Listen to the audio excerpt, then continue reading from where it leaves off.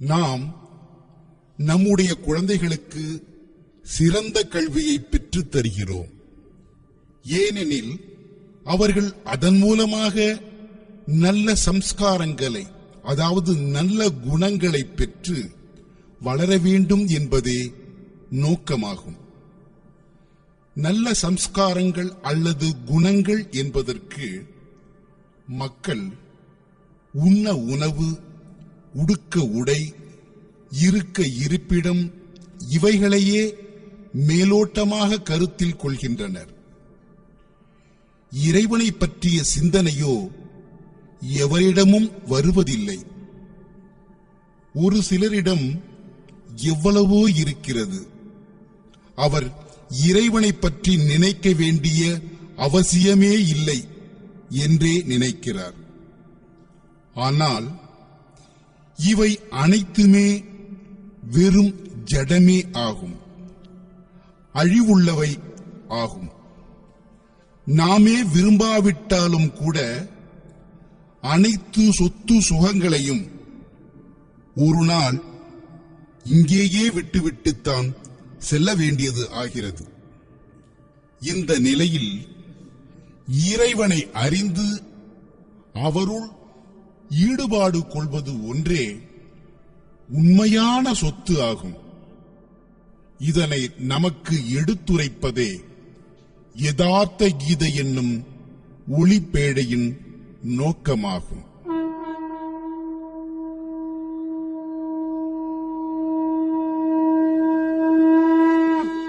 ஓம் ஸ்ரீ பரமாத்மனே நமஹா. யதார்த்த கீதை, ஸ்ரீமத் பகவத்கீதை, 10வது அத்தியாயம். கடந்த அத்தியாயத்தில் யோகீஸ்வரர் ஸ்ரீகிருஷ்ணர் உயர்வான மறைபொருள் ரகசியமான ராஜ வித்தையை பற்றி விரிவாக விளக்கி அருளினார். இந்த வித்தை நிச்சயமாகவே நன்மை ஏற்படுத்த வல்லது. 10வது அத்தியாயத்திலும் அவர், பெரும் தோள்களை உடையவனே அர்ஜுனா, என்னுடைய மேலான ரகசியத்துடன் கூடிய வசனத்தை மீண்டும் ஒருமுறை கேள் என்கிறார். இங்கே அதையே மீண்டும் ஒருமுறை கூறுவதற்கு என்ன அவசியம் இருக்கிறது? உண்மையில் சாதகருக்கு ஆன்மீக சாதனை நிறைவு பெறுகின்ற காலம் வரைக்கும் ஆபத்து விலகுவதில்லை. எவ்வளவுக்கு எவ்வளவு அவன் ஆன்ம வடிவத்தை நோக்கி முன்னேறிக்கொண்டே செல்கிறானோ, இயற்கையின் திரைமறைப்பும் நுண்மையாகிக் கொண்டே போகிறது. புதிய புதிய இறை காட்சிகள் கிடைக்க ஆரம்பிக்கிறது. அந்த மாதிரியான இறை அனுபவங்கள் பற்றிய விளக்கங்கள் மகாபுருஷர்தான் தந்து கொண்டிருக்கிறார். அவனாகவே எதையும் அறிந்து கொள்வதில்லை. ஒருவேளை அந்த மகாபுருஷர் ஆன்மீக காட்சிகளின் விளக்கங்களை கூறுவதை நிறுத்திவிட்டால் அந்த சாதகன் ஆன்ம வடிவத்தை அடைய முடியாமல் ஏமாற்றம் அடைய நேரிடும். எதுவரைக்கும் அவன் ஆன்ம வடிவத்தில் இருந்து தொலைவில் இருக்கிறானோ அதுவரைக்கும் இயற்கை ஏதேனும் ஒரு வகையில் திரையிட்டு மறைத்துக் கொண்டிருக்கிறது என்பது தெளிவாகிறது. எனவே வழிதவறி போவதற்கும் தள்ளாடி நிலை தடுமாறி விடுவதற்குமான வாய்ப்புகள் உருவாகிக் கொண்டேதான் இருக்கும். அர்ஜுனன் சரணாகதி அடைந்திருக்கும் சிஷ்யனாவான். அவன் கூறுகிறான், சிஷ்யஸ்தே அகம் சாதிமாம் துவாம் பிரபன்னம். பகவானே, நான் உங்களின் சிஷ்யனாவேன், உங்களையே சரணமடைந்தவன், என்னை காப்பாற்றுங்கள். எனவேதான் அவனுடைய நலம் விரும்பி என்ற முறையில் யோகேஸ்வர ஸ்ரீகிருஷ்ணர் மறுபடியும் கூறுகிறார்.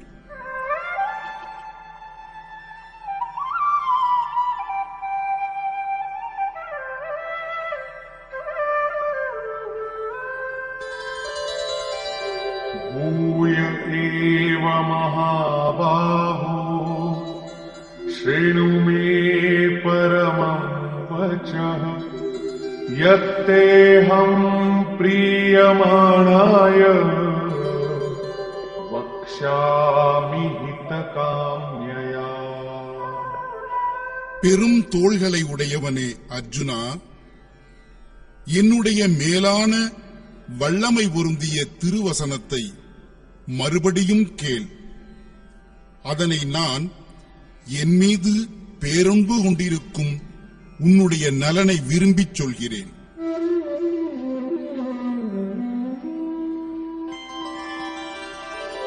நமே விது சுரகணாः பிரபவம் நமஹர்ஷயः அஹமாதிர்ஹி தேவானாம் மஹர்ஷீணாம் ச சர்வஷः.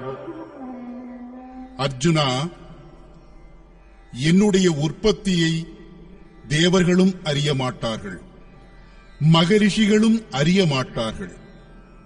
ஸ்ரீகிருஷ்ணர் ஏற்கனவே என்னுடைய அந்த பிறவியும் கர்மமும் உலகியலுக்கு எல்லாம் அப்பாற்பட்டவை, தெய்வீகமானவை. அவற்றை இந்த ஊனக்கண்ணால் பார்த்து அறிந்து கொள்ள முடியாது.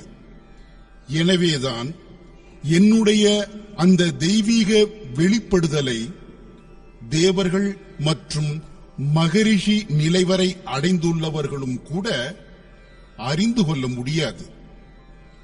நான் எல்லா வகைகளிலும் தேவர்கள் மற்றும் மகரிஷிகளுக்கும் ஆதி காரணம் ஆவேன் என்று கூறியிருந்தார்.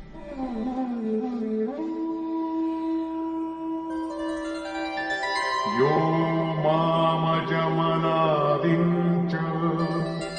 வேத்தி லோகமஹேஸ்வரம் அசம்மூடः சமர்த்யேஷு சர்வ பாபைः பிரமுச்யதே. எவர் ஒருவர் பிறப்பு இறப்பு இல்லாதவனாகிய, ஆரம்பம் முடிவு இல்லாதவனாகிய, அனைத்து உலகங்களுக்கும் மகா ஈஸ்வரனாகிய என்னை தரிசனம் செய்து அனுபவத்தோடு அறிந்து கொள்கிறாரோ அவர் மரணத்தின் ஆளுமைக்குள் அடங்கிய மனிதர்களிலேயே ஞானியாவார். பிறப்பற்ற ஆரம்பமே இல்லாத அனைத்து உலகங்களுக்கெல்லாம் மகா ஈஸ்வரனாகிய என்னை நல்ல முறையில் அறிந்து கொள்வதே ஞானமாகும். அவ்வாறு அறிந்து கொள்பவனே அனைத்து பாவங்களிலிருந்தும் விடுதலை பெறுகிறான். அவன் மீண்டும் மறுபிறவியை அடைவதில்லை.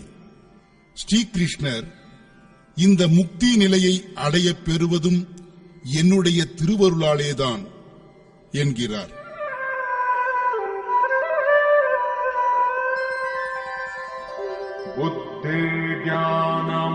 புத்திர்ஞானமசம்மோஹः க்ஷமா சத்யம் தமः ஷமः சுகம் துக்கம் பவோ பாவோ பயம் சாபயமேவ ச. அர்ஜுனா, நிச்சயமான ஆன்மீக அறிவு இறைவனை நேரடியாக தரிசனம் செய்து அறிதல், லட்சியத்தை நோக்கி விவேகபூர்வமான முறையில் முன்னேறிச் செல்லுதல், மன்னித்து அருளும் குணம், நிரந்தரமான உண்மை, புலன் அடக்கம், மனக்கட்டுப்பாடு, உள்மனத்தின் மகிழ்ச்சியான இயல்பு நிலை, ஆன்மீக சிந்தனை பாதையின் கஷ்டங்களை சகித்துக் கொள்தல், பரமாத்மாவை பற்றிய விழிப்புணர்ச்சி, ஆன்ம வடிவத்தை அடைகின்ற காலத்தில் அனைத்தையும் இறைவனிலேயே ஒன்று கலக்கும் திறன், சத்குருவிடம் ஒழுங்குமுறையான பயத்துடன் கூடிய அணுகுமுறை, இயற்கை அல்லது படைப்பிடம் பயமற்ற தன்மை, மேலும் அஹிம்சா சமதா துஷ்டி तपोदानं यशो यशः भवन्ति भावा भूतानां मत्त एव पृथग्विधाः. அஹிம்சை, அதாவது தன்னுடைய ஆன்மாவை அதோகதிக்கு கொண்டு செல்லாத வண்ணம் நடந்து கொள்ளுதல். சமத்துவம், அதாவது வேறுபாடுகள் மற்றும் பாகுபாட்டு உணர்வுகள் அனைத்தும் நீங்கிய நிலை. சந்தோஷம், தவம், அதாவது மனத்துடன் சேர்த்து அனைத்து புலன்களையும் லட்சியத்திற்கு ஏற்ப வருத்துதல். தானம், அதாவது தன்னை முழுவதுமாக சமர்ப்பித்தல். ஆன்மீக பாதையில் மானம், அவமானம் ஆகியவற்றை தாங்கிக் கொள்ளுதல். இம்முறையில் மேலே கூறப்பட்டுள்ள மனிதர் உட்பட அனைத்து உயிரினங்களின் இந்த ஆன்ம உணர்வுகள் எல்லாம் என்னிடமிருந்தே உண்டாகின்றன. இந்த அனைத்து உணர்வுகளுமே தெய்வீக சிந்தனை நெறிமுறைகளுக்கான லட்சணங்கள் ஆகும். இவைகள் இல்லாமல் இருப்பதே அசுர குணங்கள் எனப்படுகிறது.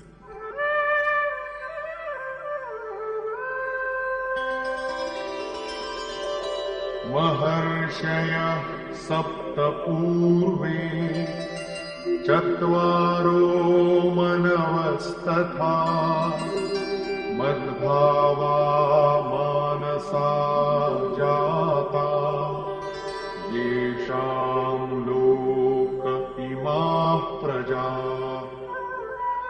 சப்த ரிஷிகள், அதாவது யோகத்தின் 7 வரிசை கிரமமான படிநிலைகள். சுபேச்சா, சுவிசாரணா, தனுமானசா, சத்வாபதி, அசம்சக்தி, பதார்த்த பாவனா மற்றும் துர்யகா, அதற்கு இணையாக செயல்படும் அந்த 4 வகையான உள்மனம், அதாவது அந்தக்கரண சதுஷ்டயம், அதாவது மனம், புத்தி, சித்தம் மற்றும் அகங்காரம். அதற்கு ஏற்றவாறு என் மீது மட்டுமே ஒருமித்த உணர்வு கொண்டுள்ள பற்றற்ற மனம், இவை அனைத்தும் என்னுடைய சங்கல்பத்தால் தான், என்னை அடைய வேண்டும் என்ற சங்கல்பத்தாலும் என்னுடைய தூண்டுதலாலும் தான் உண்டாகிறது. இவ்வுலகில் அவர்கள் அனைவரும், அதாவது தெய்வீக செல்வங்கள், இவர்களுடைய குடிமக்களே ஆவர். ஏனெனில் யோகத்தின் 7 வரிசை கிரமமான படிநிலைகளின் சஞ்சாரத்தால் தெய்வீக குணங்கள்தான் குடிகொண்டு உள்ளனவே தவிர வேறு ஒன்றும் இல்லை.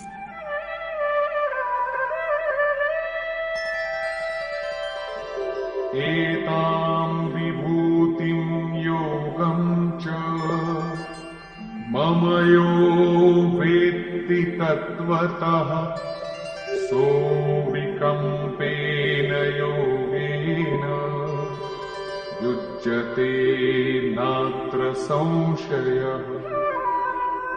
எவர் ஒருவர் யோகத்தின், அதாவது மேலே குறிப்பிடப்பட்டுள்ள என்னுடைய தெய்வீக மகிமைகளை எல்லாம் அனுபவத்துடன் என்னையே கண்கூடாக தரிசனம் செய்து சாட்சாத்காரத்துடன் சேர்ந்து அறிந்து கொள்கிறாரோ, அவர் உறுதியான தியான யோகத்தின் மூலமாக என்னில் ஒருமித்த உணர்வுடன் நிலை பெற்று விடுகிறார். இதில் கொஞ்சமும் சந்தேகம் கிடையாது. எந்த முறையில் காற்றில்லாத இடத்தில் எரியும் விளக்குச் சுடரானது நேராக மேல் நோக்கி எரிகிறதோ, எந்த நடுக்கமும் இல்லாமல் இருக்கிறதோ, யோகியின் வெற்றி கொள்ளப்பட்ட சித்தத்திற்கு இதுவே நல்லதொரு விளக்கமாகும். இந்த ஸ்லோகத்தில் உள்ள அபிகம்பேன என்ற சொல் மேலே கூறப்பட்டுள்ள பொருளையே குறிப்பால் உணர்த்துகின்ற நோக்கத்துடன் கையாளப்பட்டுள்ளது.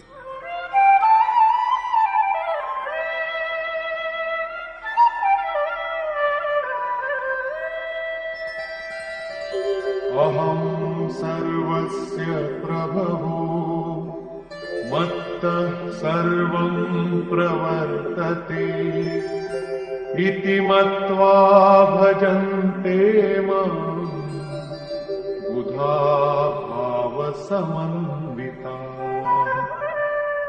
நான் அனைத்து உலகத்தின் தோற்றத்திற்கும் காரணமாவேன்.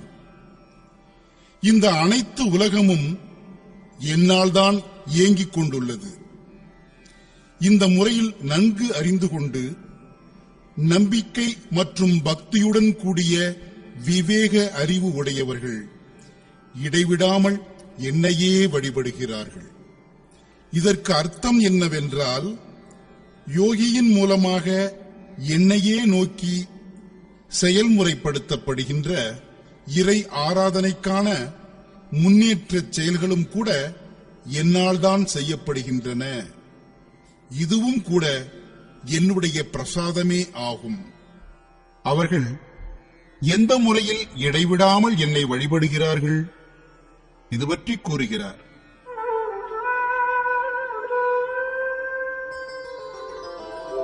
मच्चित्ता मद्गत प्राणा बोधयन्तः परस्परम् कथयन्तश्च मां नित्यम् तुष्यन्ति च रमन्ति च। அவர்கள் வேறு எதற்கும் இடமளிக்காமல் என்னிலேயே நிரந்தரமாக சித்தத்தை நிலைநிறுத்தி என்னையே பிராண அபானனின் மூலமாக ஆன்ம சிந்தனை செய்து கொண்டும் எப்பொழுதுமே என்னால் சொல்லப்பட்டுள்ள வேள்வியின் செயல்முறைகளை ஒருவருக்கு ஒருவர் போதித்துக் கொண்டும் இருக்கிறார்கள். என்னுடைய தெய்வீக குணங்களைப் பற்றி பேசுவதால் மட்டுமே மன மகிழ்ச்சி அடைகிறார்கள். எப்போதுமே என்னுடைய நினைவிலேயே திளைத்து உள்ளனர்.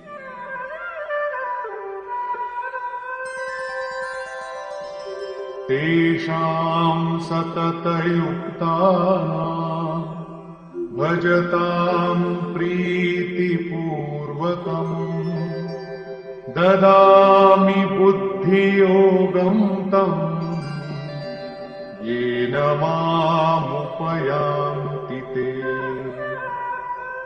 இடைவிடாமல் என்னுடைய தியானத்தில் மூழ்கியிருக்கும் பேரன்புடன் வழிபடுகின்ற அந்த பக்தர்களுக்கு நான் அந்த புத்தி யோகம், அதாவது யோகத்தில் நுழைவு பெறச் செய்கின்ற புத்தியை கொடுக்கின்றேன். அதன் மூலமாக அவர்கள் என்னை அடையப் பெறுகிறார்கள். அதாவது யோகம் விழிப்பு உணர்வு அடைதல் என்பது அந்த பரமாத்மாவாகிய ஈஸ்வரனின் கருணை கொடையாகும். அந்த புலன் உணர்வுகளுக்கு எல்லாம் அப்பாற்பட்ட இறை பேருணர்வில் நிலை பெற்றுள்ள மகா புருஷர் யோகத்தில் நுழைவு பெற்று தரவல்ல புத்தியை எவ்வாறு தருகிறார்? தேஷாமேவானுகம்பார்த்தம் அஹமஜ்ஞானஜம் தமஹ நாசயாம்யாத்மபாவஸ்தோ ஞானதீபேன பாஸ்வதா. அவன் மீது முழுமையான அனுகிரகம் செய்யும் வண்ணம் நான் அவனுடைய ஆன்மாவில் எழுந்தருளி இரண்டர கலந்து சாரதியின் நிலையில் நின்று கொண்டு அஞ்ஞானத்தால் தோன்றிய அந்தகாரத்தை, அதாவது ஆழ்ந்த இருளை, ஞானம் என்னும் தீபத்தின் மூலமாக பிரகாசிக்கச் செய்து அழிக்கிறேன். உண்மையில் ஏதேனும் ஒரு ஸ்தித பிரஜ்ஞ யோகியின் மூலமாக எதுவரைக்கும் அந்த பரமாத்மாவானவர் உங்களுடைய ஆன்மாவில் எழுந்தருளி ஒவ்வொரு கணமும் செயல்படத் தொடங்கி உங்களை தடுத்து ஆட்கொள்ளவில்லையோ, இந்த இயற்கையின் இருமைகளிலிருந்து விடுவித்து தாமே முன்னின்று வழிநடத்திச் செல்லவில்லையோ, அதுவரைக்கும் உண்மையான முறையில் யதார்த்தமான இறை வழிபாடு ஆரம்பமாவது கூட இல்லை. பகவான் என்னவோ எல்லா இடங்களிலும் இருந்துதான் பேசுகிறார். ஆனால் ஆரம்ப நிலையில் அவர் ஆன்ம வடிவத்தில் நிலை பெற்றுள்ள மகாபுருஷர் மூலமாகவே பேசுகிறார். ஒருவேளை அந்த மகாபுருஷர் உங்களுக்கு கிடைக்கவில்லை என்றால் பகவான் உங்களிடம் தெளிவாக பேச மாட்டார். இது பற்றி அர்ஜுனன் கேள்வி எழுப்பினான். அர்ஜுனன் கூறுகிறான்,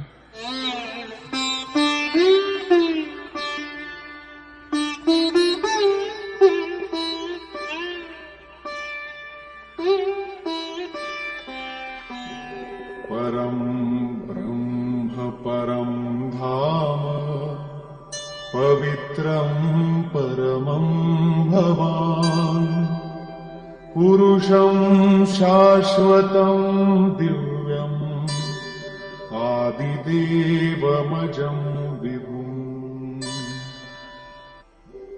आहुस्त्वां ऋषयः सर्वे देवर्षिर्नारदस्तथा असितो देवलो व्यासः स्वयं चैव ब्रवीषिमे. பகவான், நீங்கள் பரபிரம்மம், பரமபதம், பரம புனிதமானவர் ஆவீர். உங்களை எல்லா ரிஷிகணங்களும் என்றும் நிலையாக மாறாமல் இருப்பவர் திவ்ய புருஷர், தேவர்களுக்கெல்லாம் ஆதி தேவர், பிறப்பற்றவர், எங்கும் நீக்கமர நிறைந்திருப்பவர் என்று கூறுகின்றனர். பரமபுருஷர், பரமபதம் ஆகியவற்றின் பொருளையே திவ்ய புருஷர், பிறப்பற்றவர் ஆகிய சொற்களும் தருகின்றன.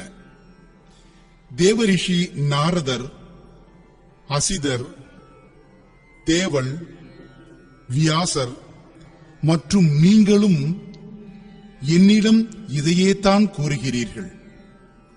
அதாவது முற்காலத்தில் தோன்றிய மகரிஷிகளும் கூறுகின்றனர். இப்போது நிகழ்காலத்தில் வாய்க்கப் பெற்றுள்ள மகரிஷிகளின் நல்லுறவில் நாரதர், தேவள், அசிதர் மற்றும் வியாசர் ஆகியோர்களின் பெயர்களையும் குறிப்பிடுகிறான். அவர்கள் அனைவருமே அர்ஜுனனின் சமகாலத்தில் வாழ்ந்தவர்களாக இருந்தனர். அதாவது சத்புருஷர்களின் சாது சங்கம் அர்ஜுனனுக்கு கிடைத்திருந்தது.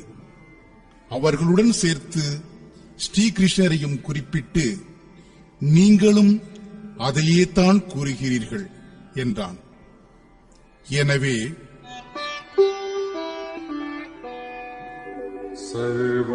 सर्वमेतद्रितं मन्ये यन्मां वदसि केशव न हि ते भगवन् व्यक्तिं विदुर्देवान दानवाः. கேசவா, எவற்றையெல்லாம் நீங்கள் எனக்காக சொல்கிறீர்களோ அவற்றையெல்லாம் உண்மை என்று ஏற்றுக்கொள்கிறேன். உங்களுடைய ஈடு இணையற்ற தனித்துவத்தை தேவர்களும் அறியார், அசுரர்களும் அறியார்.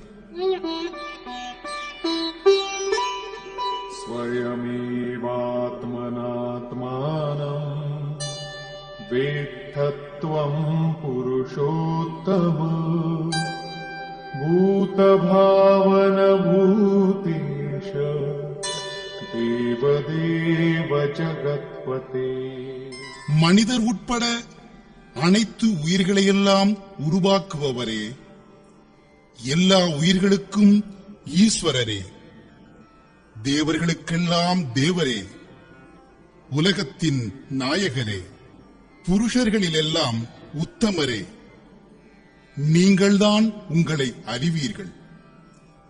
அல்லது நீங்கள் யாருடைய ஆத்மாவில் எழுந்தருளி உங்களை அறியச் செய்கிறீர்களோ அவர் மட்டுமே அறிவார்.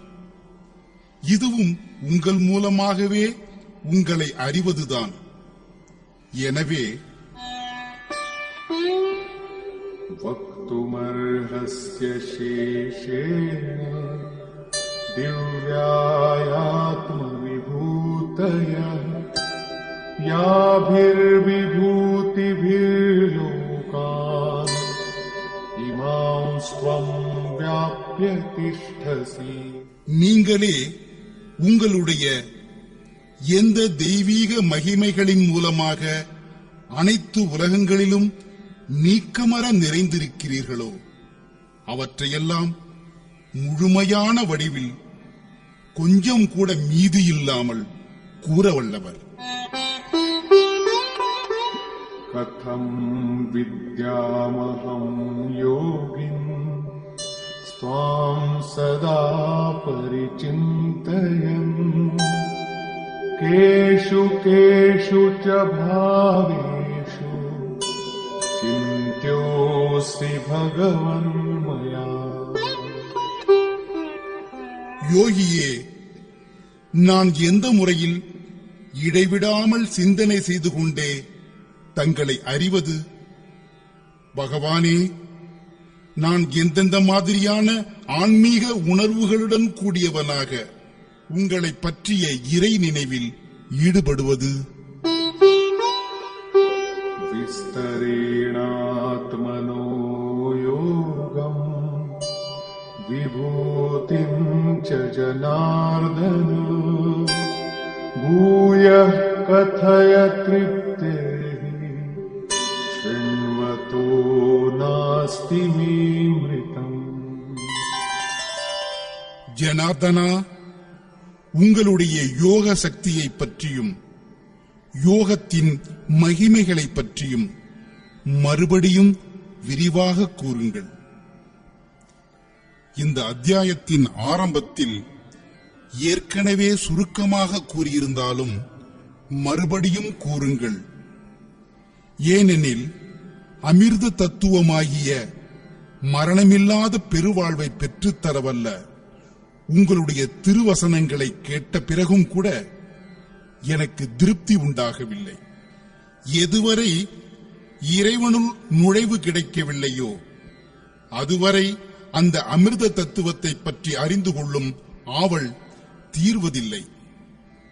இறைவனுக்குள் நுழைவு பெறும் முன்பே பாதி வழியிலேயே நாம் எல்லாம் அறிந்து கொண்டு விட்டோம் என்று எண்ணிக்கொண்டு உட்கார்ந்து கொள்பவன் ஒன்றையும் அறிந்து கொள்வதில்லை. அவனுடைய பாதை தடைபடப் போகிறது என்பதில் சிறிதும் ஐயமில்லை. எனவேதான் சாதகன் ஆன்ம சாதனை நிறைவு பெறுகின்ற வரையிலும் இஷ்ட தெய்வத்தின் மூலமாக கிடைக்கின்ற இறை ஆணைகளை பற்றிக் கொண்டே இருக்க வேண்டும். அவற்றை செயல்முறைப்படுத்திக் கொண்டும் இருக்க வேண்டும்.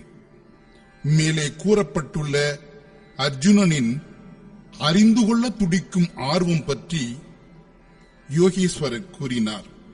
ஸ்ரீ பகவான் கூறுகிறார்,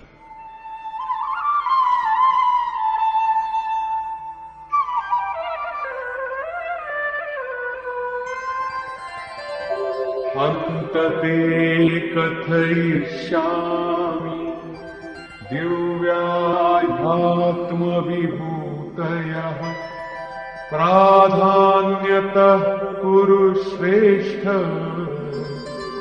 नास्त्यन्तो विस्तरस्य मे.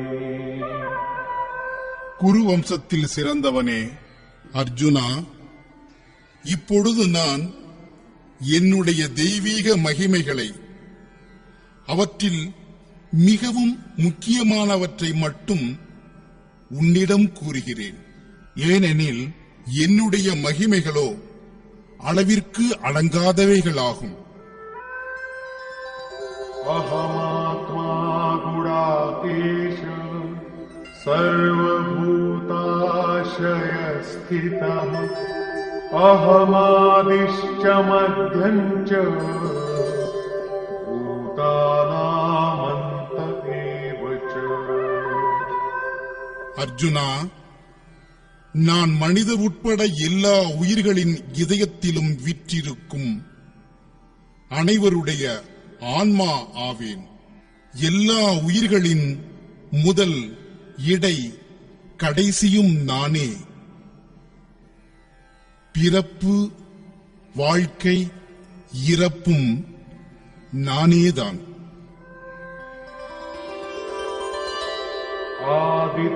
आदित्यानामहं विष्णुः ज्योतिषां रविरंशुमान् मरीचिर्मरुतामस्मि नक्षत्राणामहं शशि.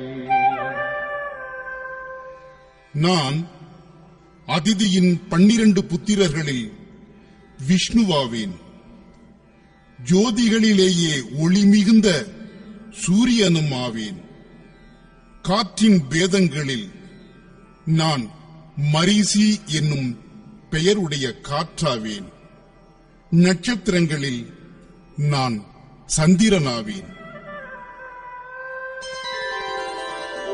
वेदानां सामवेदोऽस्मि देवानामस्मि वासवः इन्द्रियाणां मनश्चास्मि भूतानामस्मि चेतना. வேதங்களில் நான் சாமவேதம் ஆவேன். முழுமையான சமத்துவத்தை தருகின்ற பாடலாவேன். தேவர்களில் நான் அவர்களுடைய அதிபதியாகிய இந்திரனாவேன். புலன்களில் நான் மனம் ஆவேன். ஏனெனில் மனத்தின் ஆய்வினாலேயே நான் அறியப்படுகிறேன். எல்லா உயிரினங்களிலும் நானே அவற்றின் உயிர் உணர்வு ஆவேன். रुद्राणां शङ्करश्चास्मि वित्तेषो यक्षरक्षसाम्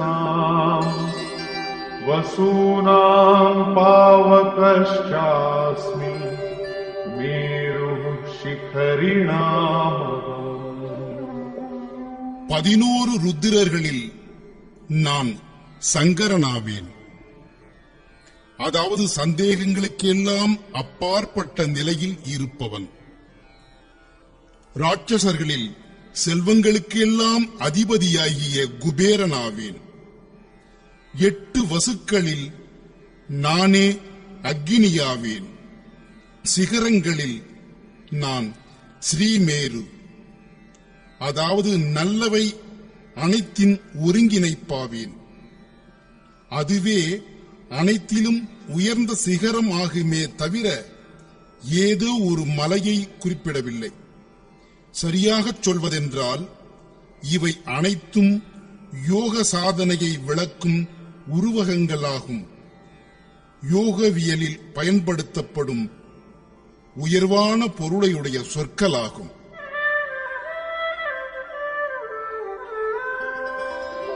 पुरोधसाञ्च मुख्यं मा विद्धि पार्थ बृहस्पतिम् सेनानीनामहं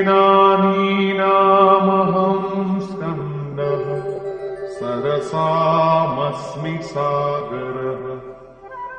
தெய்வீக குணங்கள் ஒன்று திரளும் புறம், அதாவது ஸ்தூல, சூக்ஷ்ம மற்றும் காரண சரீரங்களை காக்கின்ற புரோகிதர்களில் என்னை பிரகஸ்பதி என்றே அறிந்து கொள். பார்த்தனே, சேனாதிபதிகளில் நானே சுவாமி கார்த்திகேயன் ஆவேன். கர்மத்தின் முடிவே கார்த்திகேயன் எனப்படுகிறது. அதன் மூலமாகவே அசைவன மற்றும் அசையாதவை என்று அனைத்தும் அடங்கிய ஒட்டுமொத்த உலகத்தின் அழிவும் இஷ்ட தெய்வத்தை அடைய பெறுதல் ஆகியவை நிகழ்கின்றன. கர்மத்தின் தியாக நிலையே கார்த்திக் ஆகும். நீர்நிலைகளில் நான் சமுத்திரம் ஆவேன். महर्षीणां भिगुरहं गिरामस्म्येकमक्षरम् यज्ञानां जपयज्ञोऽस्मि स्थावराणां हिमालयम्. மகரிஷிகளில் நான் பிருகு ஆவேன். பிரம்மத்தை அறியச் செய்யும் திருவாக்கில் ஓர் எழுத்தான ஓங்காரம் ஆவேன். எல்லாவிதமான வேள்விகளில் நானே ஜப வேள்வி ஆவேன். வேள்வி என்பது பரம்பொருளில் நுழைவு பெற்று தருகின்ற இறை ஆராதனையின் சிறப்பான விதிமுறை விளக்கமாகும். அதன் சாராம்சம் இதுவே. சத்குருவின் திருவுருவச் சிந்தனையும் நாம ஜபமும் இரண்டு விதமாக நாமத்தை உச்சரிக்கின்ற நிலைகளை கடந்த பிறகு நாமமானது வேள்வி செய்யப்படுவதற்கு ஏற்ற நிலையை அடைந்து விடுகிறது. அப்போது நாமமானது வாயினாலோ சிந்தனையினாலோ அல்லது தொண்டைக்குள்ளோ உச்சரிக்கப்படுவது இல்லை. மாறாக நாமமானது சுவாசத்தில் விழிப்புற்று விடுகிறது. அந்த நிலையில் மனத்தின் கவனப்பார்வையை சுவாசத்தில் நிலைப்படுத்திக் கொண்டு மனத்தால் சுவாசத்தையே எந்நேரமும் பின்தொடர்ந்து கொண்டிருந்தால் போதும். வேள்வி செய்யப்படுவதற்கு ஏற்ற நிலையை அடைந்துவிட்ட பிறகு இறை நாம ஜபத்தின் ஏற்றத்தாழ்வுகள் சுவாசத்தையே சார்ந்து அமைகின்றன. இது முழுக்க முழுக்க செயல்முறை பகுதியாகும். அசையாமல் உறுதியாக நிற்பவற்றுள் நான் இமயமலை ஆவேன். குளிர்மை, சமத்துவம், அசையாத உறுதிப்பாடு உடையவர் பரமாத்மா ஒருவரே ஆவார். எப்பொழுது பிரளயம் உண்டானதோ அப்பொழுது மனு அதன் உயரமான சிகரத்தில்தான் தம்மை கட்டிக் கொண்டிருந்தார். அசைவற்ற உறுதிப்பாடு உடைய சமத்துவமான அமைதியான பிரமத்தில் பிரளயம் உண்டாவது இல்லை. அந்த பிரமத்தின் பிடியும் நானே.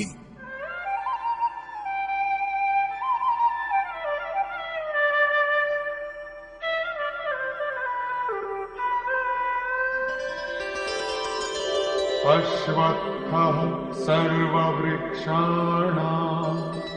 देवर्षीणां च नारदः गन्धर्वाणां चित्ररथः सिद्धानां कपिलो मुनिः.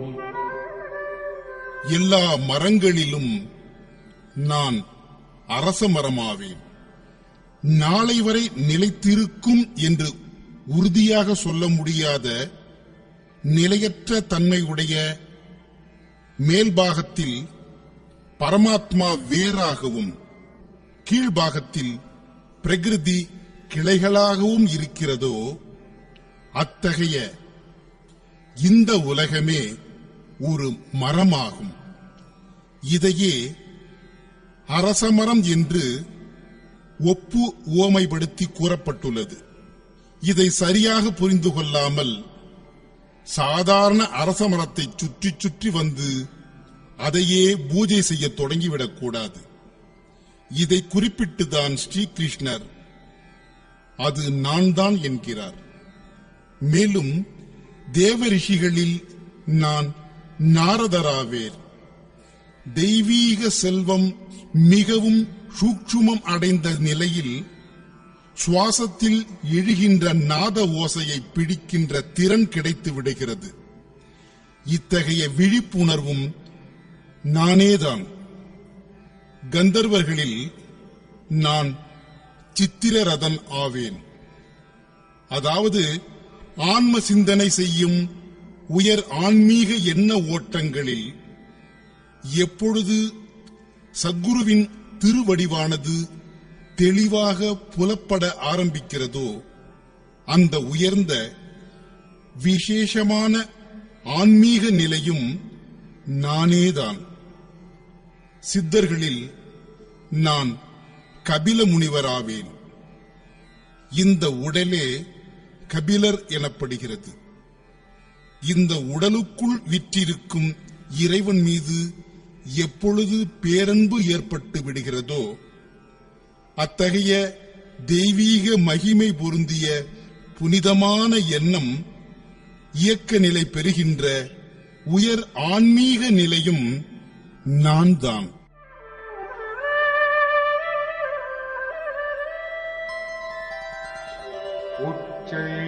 श्रवसमश्वाना विद्धि माममृतोद्भवम्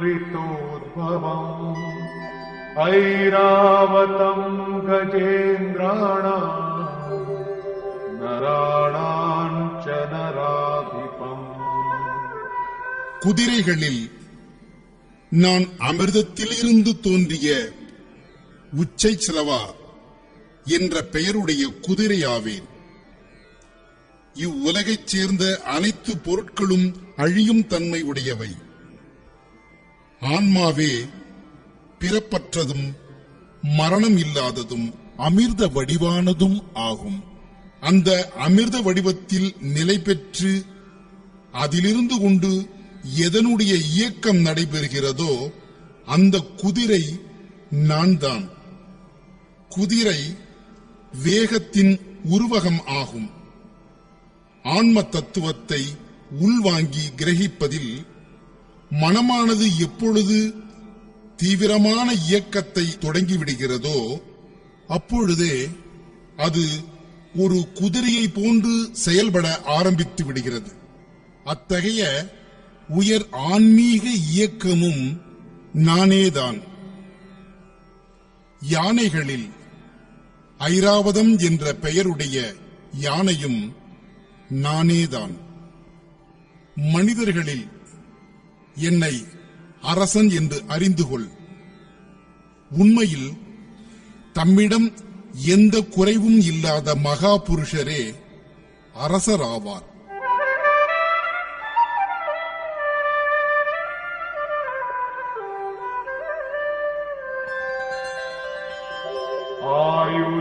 आयुधानामहं वज्रम् धेनूनामस्मि कामधु प्रजनश्चास्मि कन्दर्पः सर्पाणामस्मि वासुकी. ஆயுதங்களில் நான் வஜ்ராயுதம் ஆவேன். பசுக்களில் நான் காமதேனு ஆவேன். காமதேனு என்பது ஏதோ மடியை கறந்தால் பால் கொடுப்பதைப் போன்று மனம் விரும்பிய பதார்த்தங்களையெல்லாம் தருகின்ற பசு ஒன்றும் இல்லை. ரிஷிகளில் வசிஷ்டரிடம்தான் இந்த காமதேனு இருந்தது. சரியாகச் சொல்வதென்றால் கோ என்னும் ஓரெழுத்துச் சொல் புலன்களை குறிப்பிடுகிறது. புலனடக்கம் மற்றும் மனக்கட்டுப்பாடு ஆகியவற்றை இஷ்ட தெய்வத்தை வசப்படுத்தியவரிடமே காண முடிகிறது. எவருடைய புலன்கள் இறைவனுக்கு இணையாக உறுதிப்பாடு அடைந்து விட்டதோ அவருக்கு அவருடைய புலன்களே காமதேனுவாகி விடுகின்றன. அத்தகையவரால் அடைவதற்கு அரியது என்று எதுவுமே இல்லை. உற்பத்தி செய்பவற்றுள் பிரஜனன் புதிய ஆன்மீக நிலைகளை வெளிப்படுத்துகின்றவன் நானே ஆவேன். பிரஜனன் சாதாரணமாக குழந்தைகளை பெற்றெடுத்தல் ஒரு வகையான உற்பத்திதான். ஒட்டுமொத்த உலகிலும் இரவும் பகலும் இனப்பெருக்கம் தானே நடைபெற்றுக் கொண்டிருக்கிறது.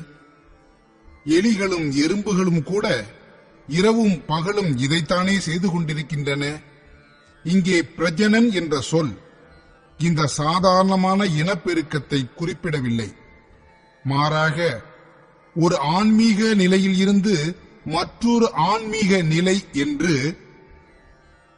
இந்த முறையில் எண்ண ஓட்டங்களில் குணங்களில் பரிமாற்றங்கள் ஏற்படுகிறது அல்லவா? அந்த பரிமாற்றத்தை நானே செய்கிறேன். பாம்புகளில் நான் வாசுகி ஆவேன்.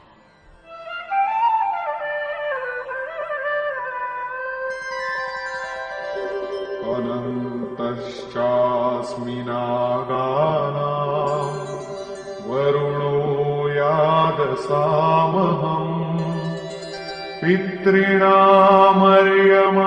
चास्मि यमः संयमतामहम्.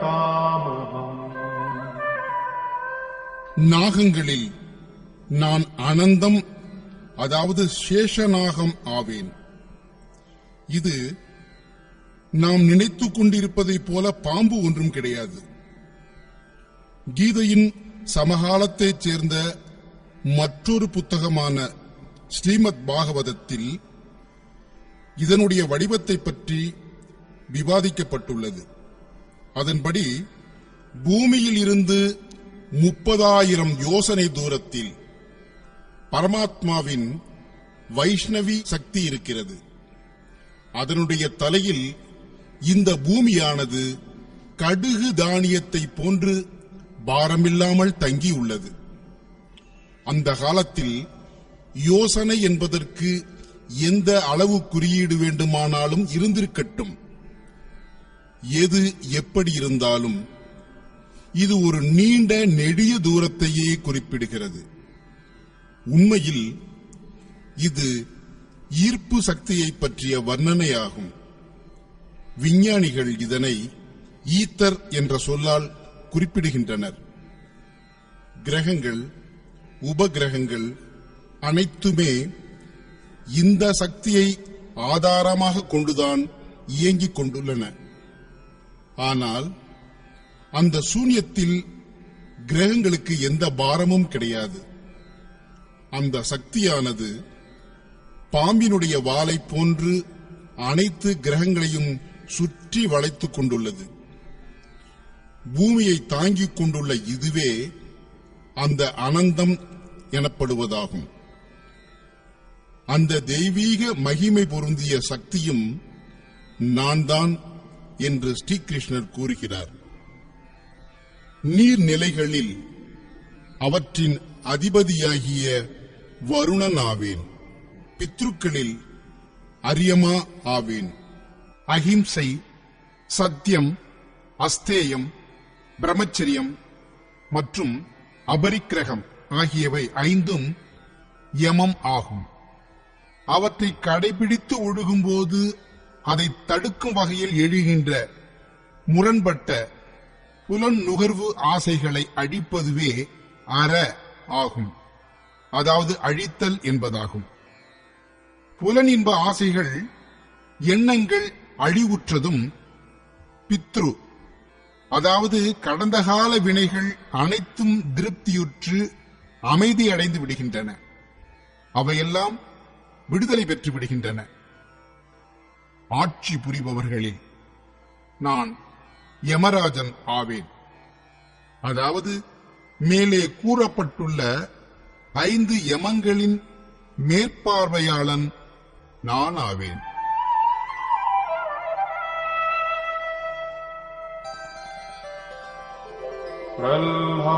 प्रह्लादश्चास्मि दैत्यानां कालः कलयतामहम् मृगाणां च मृगेन्द्रोऽहम् वैनतेयश्च पक्षिणाम्.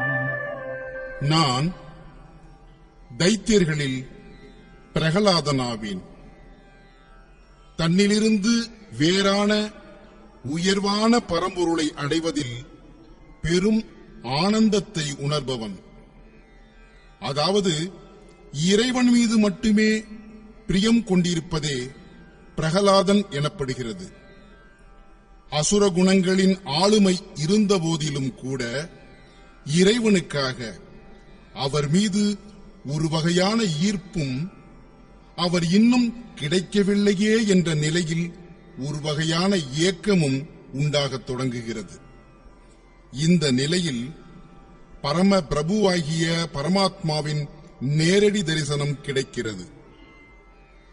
இதே போன்ற பிரேம உல்லாசம் நானேதான். கணக்கீடுகளில் நான் காலம் ஆவேன்.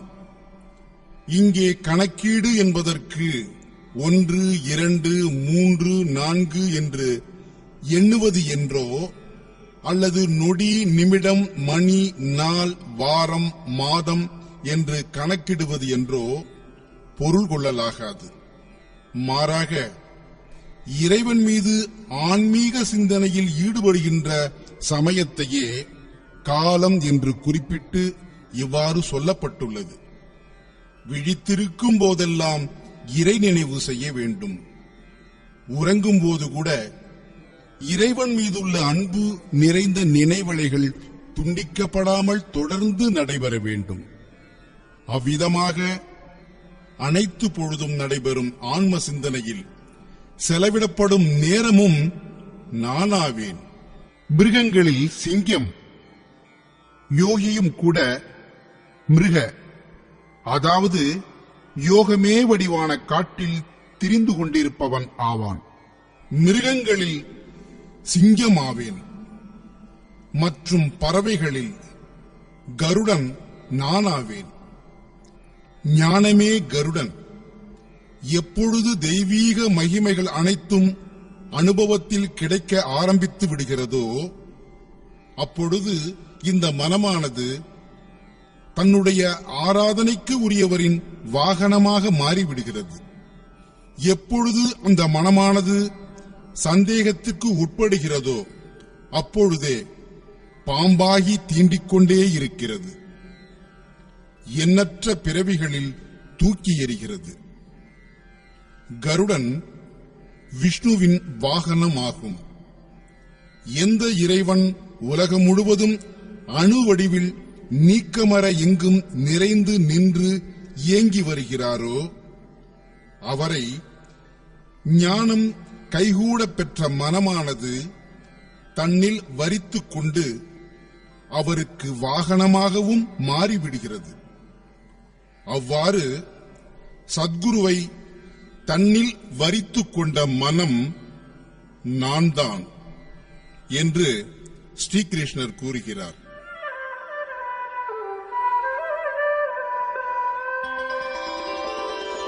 पवनः पवतामस्मि रामः शस्त्रभृतामहम्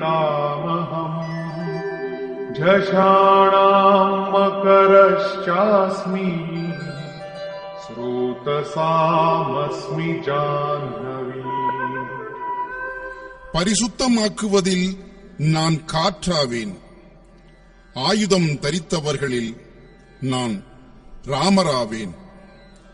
எவரிடம் யோகிகள் விரும்பி ஈடுபடுகிறார்களோ அவரே ராமராவார்.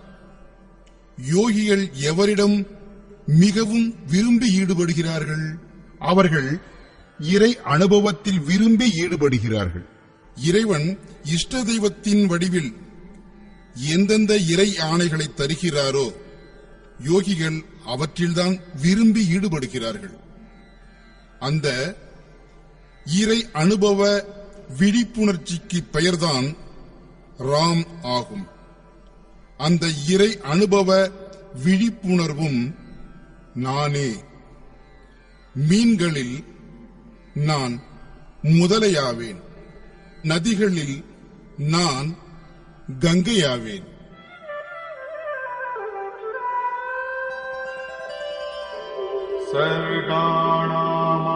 सर्गाणामादिरन्तश्च मध्यं चैवाहमर्जुन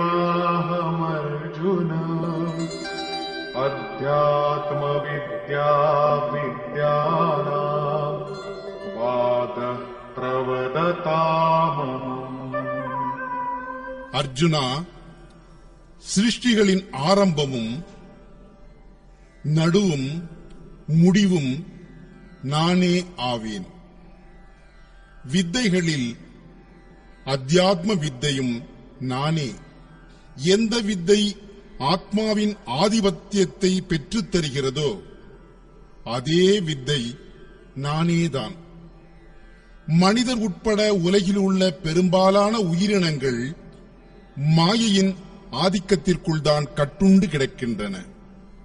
விருப்பு, வெறுப்பு, காலம், கர்மம், சுபாவம் மற்றும் குணங்களால் தான் தூண்டப்படுகின்றன.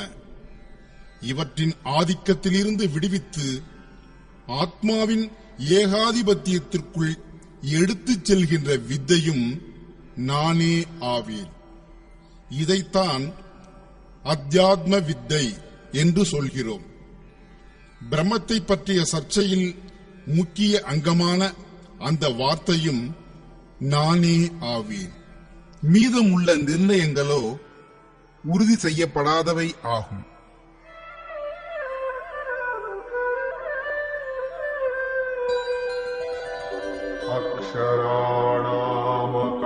अक्षराणामकारोऽस्मि द्वन्द्वः सामासिकस्य च अहमेवाक्षयः कालो धाताहं विश्वतो मुखः. நான் எழுத்துக்களில் முதல் எழுத்தான அகரம், அதாவது ஓம்காரம், மற்றும் தொடர்களில் நான் உம்மை தொடர் துவந்த சமாசம் ஆவேன். இது ஆன்மீக சாதனையில் உன்னதமான நிலையில் மனத்தை ஒடுக்கிக் கொண்டே சென்று சாதகனும் இஷ்ட தெய்வமும் மட்டுமே எதிரெதிரே நிற்கின்ற நிலையாகும். இதில் வேறு எந்த ஒரு சங்கல்பமும் மீதம் இருப்பதில்லை. இது சுவாமிக்கும் தொண்டருக்கும் இடையில் நடைபெறுகின்ற ஆன்மீக மோதலாகும்.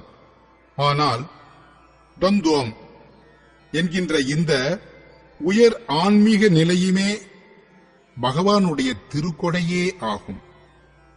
இத்தகைய உன்னதமான ஆன்மீக நிலையும் நானேதான். அழிவற்ற காலமும் நானே. காலம் எப்போதும் மாறிக்கொண்டே இருப்பது. ஆனால் அழிவற்ற, பிறப்பற்ற, மரணம் என்பதே இல்லாத பரமாத்மாவினுள் நுழைவு பெற்று தருகின்ற அந்த மாபெரும் தருணம் நானேதான். விராட் ஸ்வரூபம், அதாவது நீக்கமற எங்கும் நிறைந்திருந்து அனைத்தையும் ஏற்று போற்றி பேணி பாதுகாப்பவரும் நான் தான்.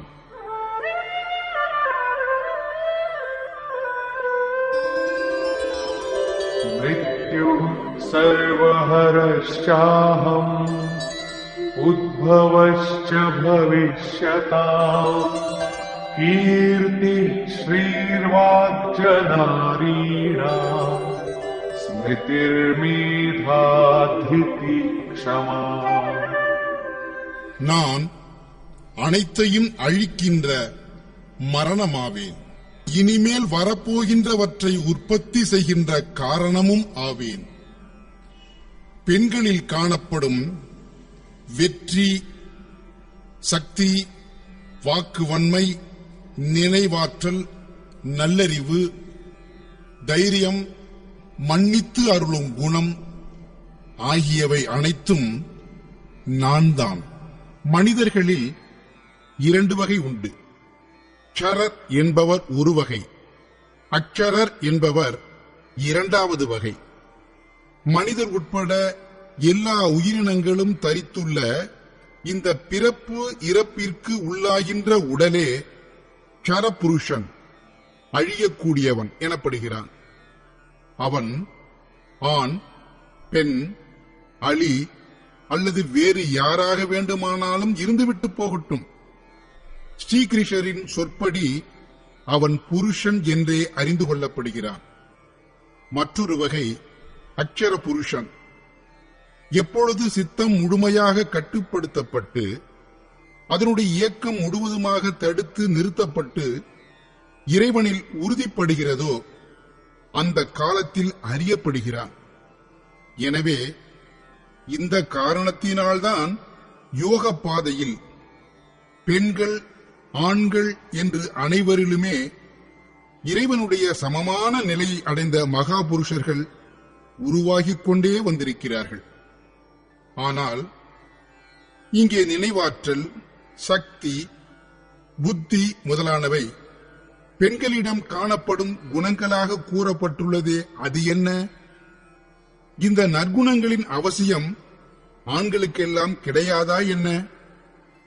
செல்வந்தனாகவோ, புகழ் உடையவனாகவோ, பேச்சாற்றல் மிக்கவனாகவோ, நினைவாற்றல் உடையவனாகவோ, புத்திசாலியாகவோ, தைரியம் உள்ளவனாகவோ மற்றும் மன்னிக்கும் குணம் உள்ளவனாகவோ தங்களை உருவாக்கிக் கொள்ள விரும்பாத ஆண்கள் யாரேனும் உண்டோ? அறிவு நிலையை பொறுத்தவரையில் குழந்தைகளிடம் இந்த குணங்கள் எல்லாம் குறைந்த அளவில் இருக்கின்றன.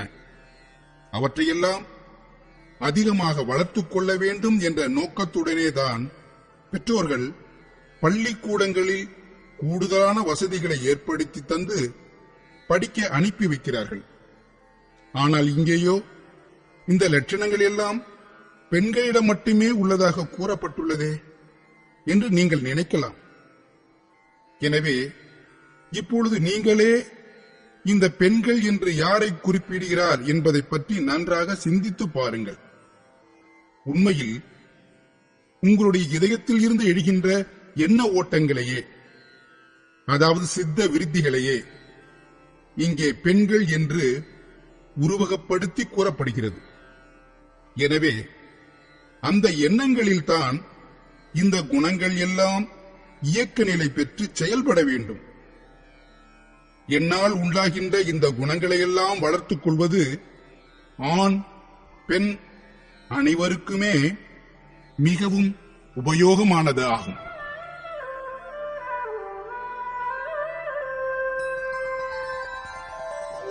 बृहत्साम तथा साम्ना गायत्री छन्दसामहम्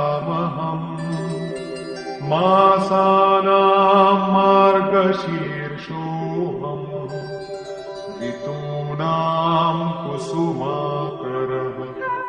பாடுவதற்கு தகுதியுடைய சுருதிகளில் நான் பிருகத் சாமம், அதாவது பிருகத் சர்வ வல்லமையுடன் கூடிய சமத்துவத்தை பெற்றுத்தரவல்ல பாடலாவேன்.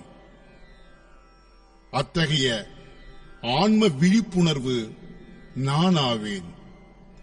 சந்தங்களில் காயத்ரி சந்தம் நானாவேன். காயத்ரி என்பது ஏதோ அதை படித்த உடனேயே முக்தி தரக்கூடிய மந்திரம் அன்று. மாறாக சமர்ப்பணத்தை வெளிப்படுத்துகின்ற சந்தமாகும்.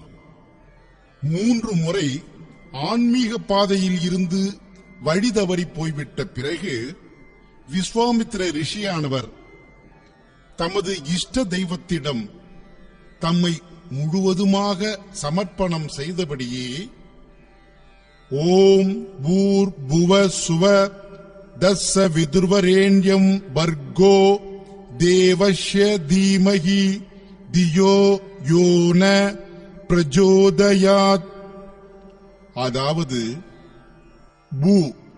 புவ மற்றும் சுவ 3 உலகங்களிலும் தத்துவரூபமாக விற்றிருக்கும் இறைவா, நீங்கள் ஒருவரே அடையத் தகுந்தவர்.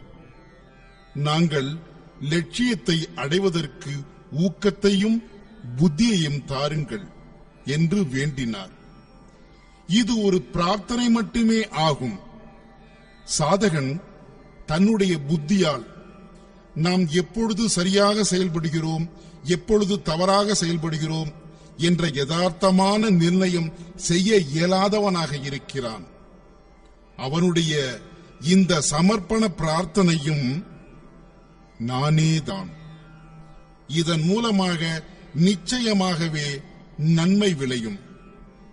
ஏனெனில் அவன் என்னிடமே அடைக்கலமாகிவிட்டான். மாதங்களில் நான் மார்கழியாவேன். எந்த பருவத்தில் எப்போது வசந்தமோ அத்தகைய வசந்த ருது நானாவேன். அதாவது இதயத்தில் எப்போதும் வசந்தம் பரவியிருக்கும் அந்த பருவமாகிய இறை பரவச நிலையும் நானேதான்.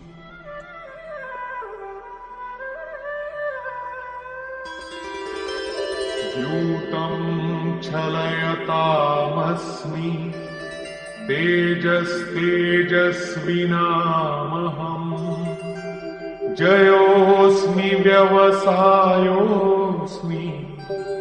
सत्वं सत्त्ववतामहम् தேஜஸ்வி புருஷர்களின் தெய்வீக ஒளியும் நானே. சூதாட்டத்தில் கபடம் செய்பவர்களின் அந்த கபடமும் நானே. அப்படியென்றால் மிகவும் நல்லதாயிற்றே. சூதாடலாமே, கள்ளம் கபடம் செய்யலாமே, அதுவே பகவான் என்று நினைத்து விடாதீர்கள். அப்படியெல்லாம் ஒன்றும் இல்லை. இந்த இயற்கையே ஒரு மாபெரும் சூதாட்டமாகும். அதுவே ஏமாற்று மோகினியாகும். இந்த இயற்கையின் இருமைகளிலிருந்து விடுபடுவதற்காக வெளி ஆடம்பரங்களையெல்லாம் விடுத்து தம்மை மற்றவர்களின் பார்வையில் இருந்து மறைத்துக் கொண்டு ரகசியமாக இறை வழிபாட்டில் ஈடுபடுவதைத்தான் இங்கே கபடம் என்கிறார். இது வேறு யாரையும் ஏமாற்றுதல் அல்ல, ஆனால் நம்மை காப்பாற்றிக் கொள்ள இது மிகவும் அவசியமானது ஆகும். ஜடபரதனைப் போன்று, உன்மத்தனாய், குருடனைப் போன்று, ஊமையைப் போன்று, செவிடனைப் போன்று, இதயத்தில் எல்லாம் அறிந்திருந்த போதும் வெளிப்பார்வைக்கு ஒன்றும் அறியாத அஞ்ஞானியைப் போல, கேட்டும் கேட்காதவனாக, கண்டும் காணாதவனாக நடந்து கொள்ள வேண்டும். மறைவாக இருந்து கொண்டு இறை வழிபாடு செய்வதற்கே விதிமுறை உள்ளது.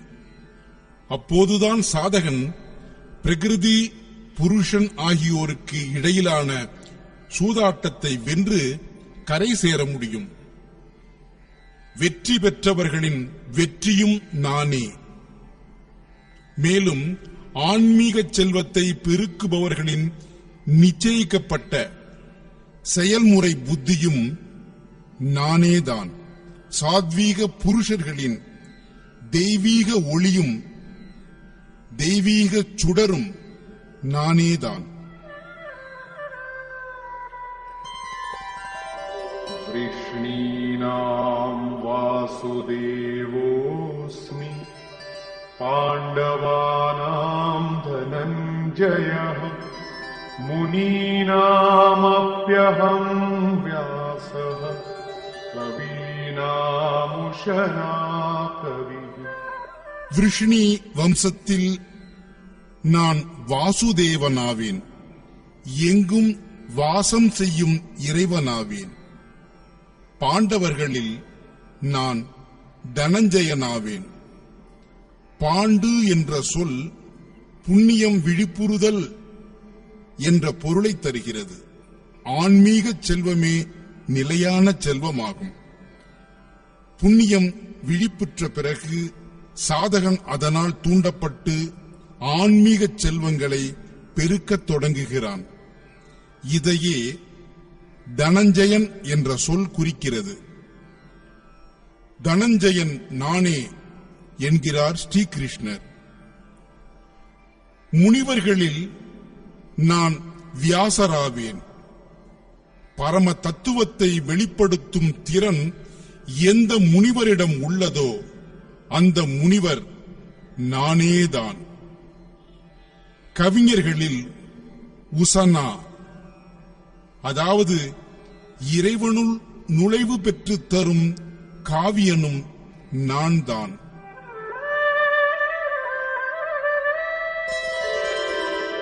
दण्डोदमयतामस्मि नीतिरस्मि जिगीषताम् मौनं चैवास्मि गुह्यानाम् ज्ञानं ज्ञानवतामहम्. புலன்களை அடக்குபவர்களில் புலனடக்க சக்தியும் நானே. வெற்றி பெற விரும்புபவர்களின் நீதியும் நானே. ரகசியமாக வைக்கப்படும் தகுதியுடைய உணர்வுகளில் மௌனம் என்னும் உணர்வும் நானே. மேலும் ஞானிகளின் இறைவனை நேரடியாக தரிசனம் செய்து சாட்சாத்காரத்துடன் சேர்த்து அறிந்து கொள்ளப்படும் பரிபூரணமான ஞானமும் நானே ஆவேன்.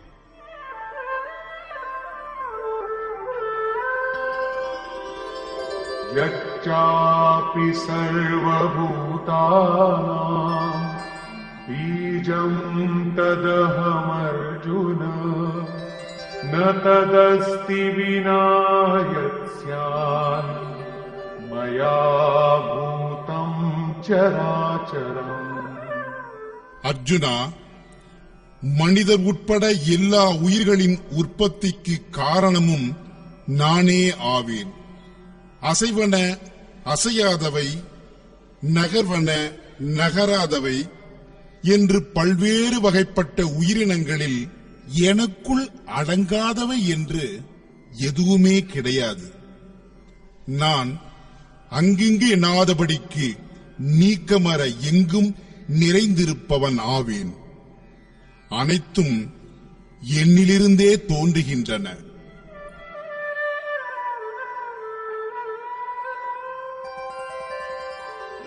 नान्तोऽस्ति मम दिव्यानां विभूतीनां परन्तप एष तूद्देशतः प्रोक्तो विभूतेर्विस्तरो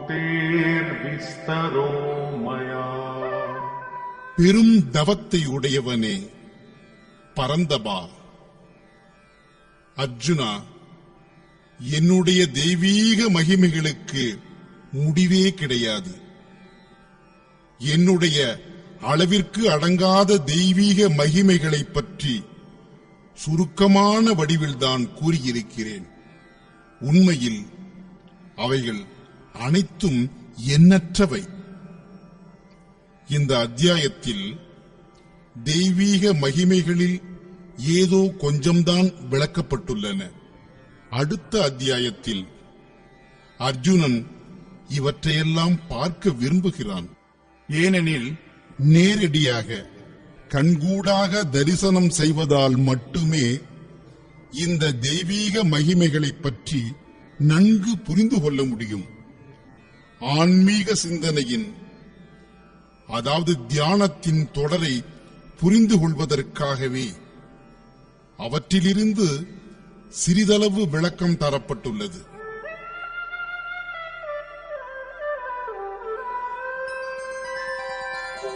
यद्यद्विभूतिमत्सत्त्वम् श्रीमदूर्जितमेव वा तत्तदेवावगच्छत्वम् मम तेजोंशसम्भवम्.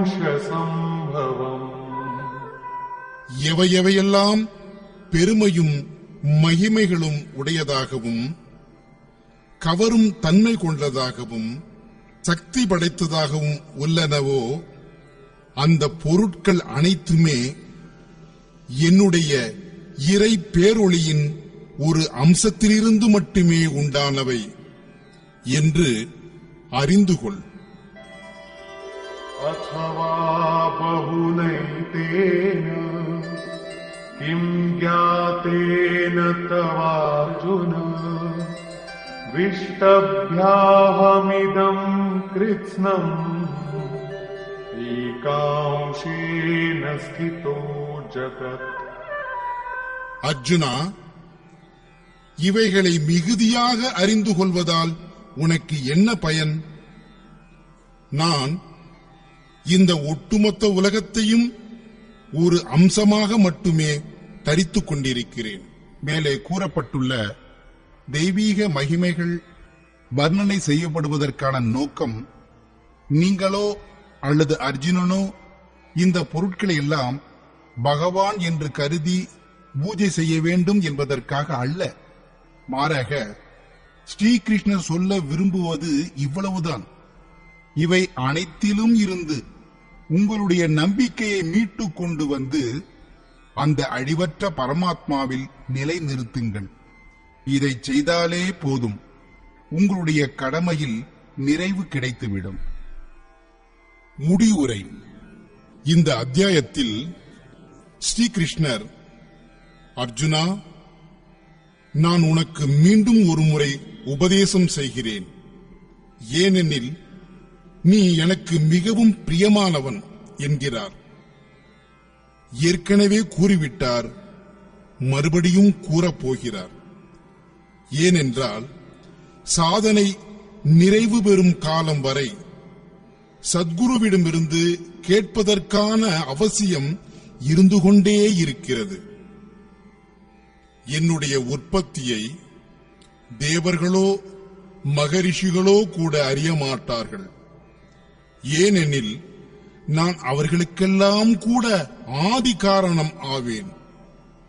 புலன் உணர்வுக்கு அப்பாற்பட்ட இறை பேருணர்வு நிலையை அடைந்த பிறகு உலகின் இறைவன் என்ற மிகவும் உயர்ந்த நிலையை அடைந்தவர் மட்டுமே அறிந்து கொள்கிறார். எவர் என்னை பிறப்பற்றவனாக, தொடக்கமற்றவனாக, அனைத்து உலகங்களின் மாபெரும் கடவுளாக நேரடியாக தரிசனம் செய்து அனுபவபூர்வமாக அறிகிறாரோ அவரே ஞானியாவார். அர்ஜுனன் மேலும் ஒரு கேள்வி எழுப்பினான். எனவே ஜனார்தனா, நீங்களே உங்களுடைய தெய்வீக மகிமைகளை விபரமாக கூறுங்கள்.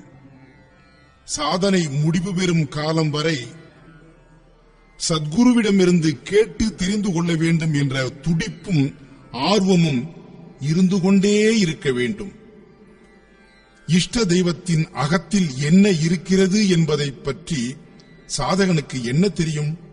இது பற்றி யோகேஸ்வரர் ஸ்ரீகிருஷ்ணர் தம்முடைய 81 தெய்வீக மகிமைகளை ஒவ்வொன்றாக சுருக்கமான அளவில் கூறினார். இவற்றிலிருந்து கொஞ்சம் யோக சாதனையில் நுழைவு பெற்றதுடன் சேர்த்து கிடைக்கின்ற அந்தரங்க தெய்வீக மகிமைகளை பற்றிய விளக்கமாகும். மீதம் உள்ளவைகளில் கொஞ்சம் சமுதாயத்தில் ரித்திகள் மற்றும் சித்திகளுடன் சேர்த்து அடையப்படுகின்ற தெய்வீக மகிமைகளை பற்றிய விளக்கமாகும். அவர் கடைசியில் உறுதிப்படுத்தும் விதமாக, அர்ஜுனா, நிறைய தெரிந்து கொள்வதால் உனக்கு என்ன பயன்? இந்த உலகத்தில் எதுவெல்லாம் தெய்வீக ஒளியும் மகிமையும் பொருந்திய பொருட்களாக இருக்கின்றனவோ அவை அனைத்தும் என்னுடைய தெய்வீக ஒளியின் வெறும் ஒரு அம்சத்திலேயே அடங்கியுள்ளன. உண்மையில் என்னுடைய தெய்வீக மகிமைகளோ எண்ணில் அடங்காதவை என்கிறார். இவ்வாறு கூறியபடியே யோகீஸ்வரர் இந்த அத்தியாயத்தை முடிவுக்கு கொண்டு வந்தார். இந்த அத்தியாயத்தில் ஸ்ரீகிருஷ்ணரானவர் தம்முடைய தெய்வீக மகிமைகளை பற்றிய உலகியல் சார்ந்த விளக்கம் மட்டும் தந்தார்.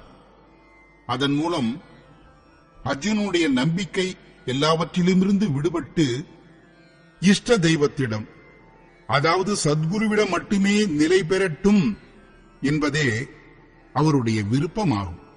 இந்த அத்தியாயம் முழுவதும் யுகேஸ்வரரின் தெய்வீக மகிமைகள் பற்றிய வர்ணனையே இடம்பெற்றுள்ளது.